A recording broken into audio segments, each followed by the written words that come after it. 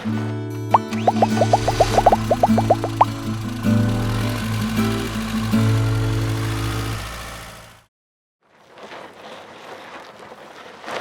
everyone, Will here with the RV Wholesaler Service Department, and today I'm going to be going over how to use a gas leak detector spray to test for leaks.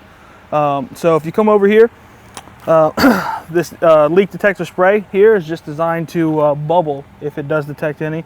It's going to blow bubbles, so what you do, we'll just use this area here as an example. All you do is you spray all the fittings, everywhere available, right over here, inside there.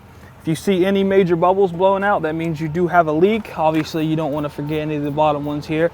Now you can use this stuff to test for leaks throughout the whole system. Front to back, there are going to be fittings from front to back on your unit in different places, depending on your, if you have an oven or an outside grill or any of that stuff too. Make sure you have your propane tanks in the on position.